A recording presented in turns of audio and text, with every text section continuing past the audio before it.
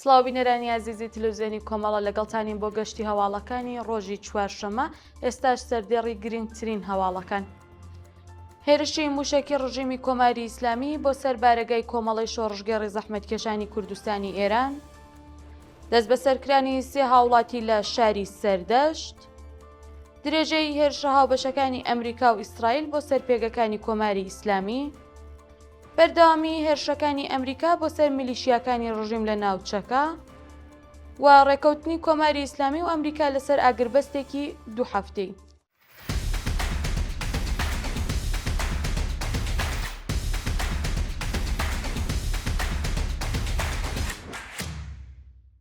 درێژەی هەواڵەکان.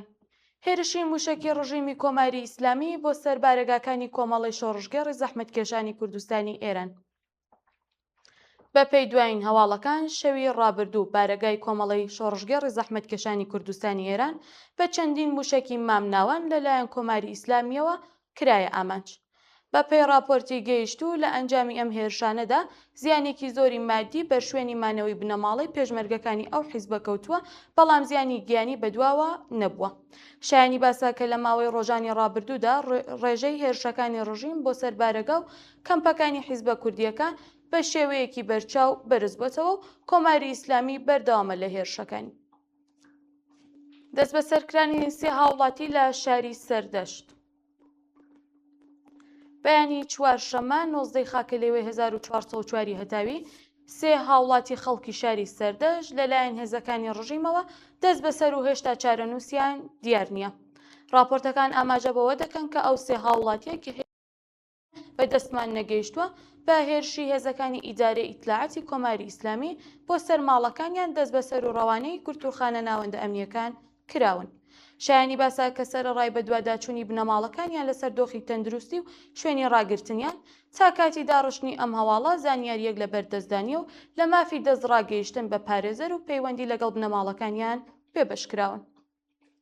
درێژەی هێرشە هاوبەشەکانی ئەمریکا و ئیسرائیل بۆ سەر پێگەکانی کۆماری ئیسلامی. ڕۆژی سێشەممە 18 خاکەلێوە و سەر لە بەیانی چوارشەمە 19 خاکەلێوەی 1404 هەتاوی پێگە سەربازیەکانی ڕژیمی کۆماری ئیسلامی ژمارەیەکی زۆر لە ژێرخانە و دامەزراوەکانی بەرهەمهێنانی پێترۆشیمی لەلایەن ئەمریکا و ئیسرائیلەوە بە ئامانجگیران. بە پێی راپۆرتی گەیشتوو شارەکانی مەهاباد، کرمانشا، تاران، هەمەدان، زەنجان، ماهشێر، کەرەج، تەورێز، ئیسفەهان و چەندین شاری دیکە لە ئەنجامی هێرشەکاندا بەچڕی بە ئامانجگیران و زیاتر لە 12% ڕێگاکانی ئاسن لەناوبران. لە هەمان کاتدا شیرکەتی ئاڵۆمنیۆمی عێراق، پەڵاوگای لاوان، دامەزراوەکانی پێترۆشیمی لە ماهشێر، بەندەری ئیمامی خوزستان و فەجر لە چەندین هێرشی ئاسمانیدا بە ئامانجگیران و زیانێکی زۆریان بەرکەوتووە. شایانی باسا کە سەرڕای ئاگربەستنێکی کاتی بۆ ماوەی 2 هەفتە لە هەندێک شوێن هێشتا هێرشەکان بەردەوامەوە و ئەگەری درێژدایانی لە ئارادایە. بەردەوامی هێرشەکانی ئەمریکا بۆ سەر میلیشیاکانی ڕژیم لە ناوچەکە. بە پێی دوایین هەواڵەکان بنکە و بارگاکانی هێزەکانی هەشتی شعبی لە چەند شاری عێراق لەلایەن هێزێکی ئاسمانی ئەرتشی ئەمریکاوە بەچڕی بۆردمان کراون. بە پێی ئەو وێنانەی کە بە دەستمان گەیشتون لە شارەکانی بەسڕە و بەغدا زۆربەی بنکە سەربازیەکانی ئەو هێزە لەلایەن هێزی ئاسمانی ئەرتشی ئەمریکاوە بە توندی بە ئامانجگیران و زیانێکی زۆری گیانی و مادیان بەرکەوتووە. شایانی باسە کە تا کاتی داڕشتنی ئەم هەواڵە ڕاگەیاندنێکی فەرمی سەبارەت بە ڕادەی هێرشەکان بڵاو نەکراوەتەوە، بەڵام بە وتەی سەرچاوەکانی هەواڵ زیاتر لە 20 ئەندامی ئەو هێزە کوژران و ژمارەیەکی زۆری تریش بریندار بوون. ڕێکەوتنی کۆماری ئیسلامی و ئەمریکا لە ئاگربەستێکی دوو هەفتەیی.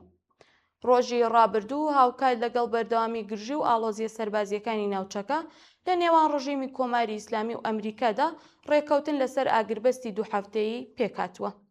بە پێی ئەو ڕێکەوتنامەیە گەروی هۆرمۆز بۆ ماوەی 2 هەفتە بە تەواوەتی دەکرێتەوە و سەرۆک کۆماری ئەمریکا ئاماژەی بەوە کردووە کە ئەم 2 هەفتەیە دەتوانێت دەرفەتێکی باش بێت بۆ پێکهاتن لەگەڵ ڕژیمی کۆماری ئیسلامی. بە پێی دوایین راپۆرتەکان ئەم ڕێکەوتنە بەناوبژێوانی وڵاتی پاکستان پێکاتوە و جەخت لەسەر ئەوە کراوەتەوە کە هێشتا ڕێکەوتن لەسەر ڕاگررتنی بە تەواوەتی شەڕ واژۆ نەکراوە.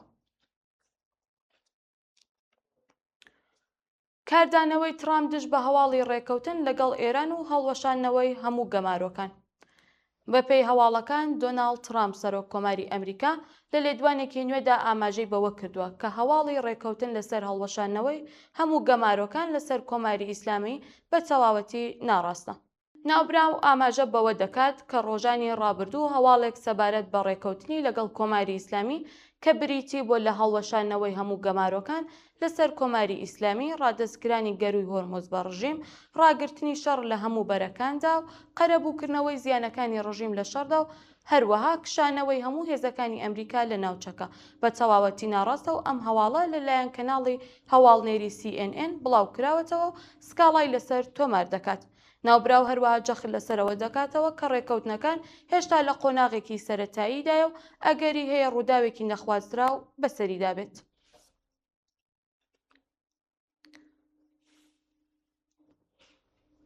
بەردەوامی هێرشەکانی ئیسرائیل بۆ سەر لوبنان.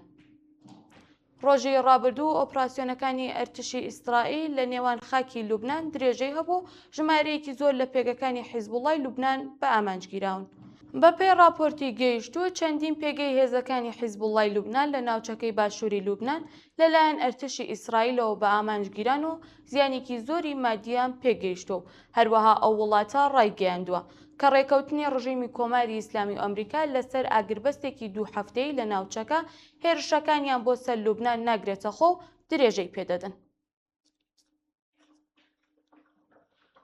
دابەزینی نرخی نەوت پاش ڕێکەوتنی نێوان ڕژیمی کۆماری ئیسلامی و ئەمریکا.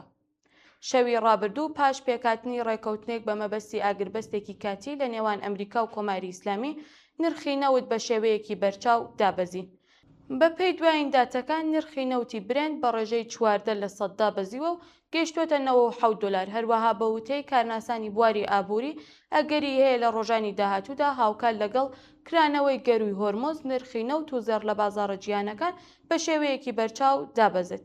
لە هەمان کاتدا نرخی سەهام لە وڵاتانی ژاپۆن، هێند، چین و چەندین وڵاتی دیکەش بە ڕێژەیەکی زیاتر لە 4% گەشەی پێکردووە. درێژەی هێرشەکانی ڕژیم بۆ سەر وڵاتانی کەنداو دوایین هەواڵ. شەوی ڕابردوو چەندین کاتژمێر پاش ڕێکەوتنی ڕژیمی کۆماری ئیسلامی لەگەڵ ئەمریکا، وڵاتانی کەنداو لەلایەن ڕژیمەوە بە چەندین موشک و درۆنی ئینتحاری بە ئامانجگیران. بەپێی هەواڵی گەیشتوو چەندین دامەزراوەی نەوت لە وڵاتانی بەحرین و ئیماراتی یەکگرتووی عەرەبی لە ئەنجامی هێرشەکاندا زیانێکی زۆری مادیان بەرکەوتووە و چالاکیەکانیان بە تەواوەتی ڕاوەستاوە.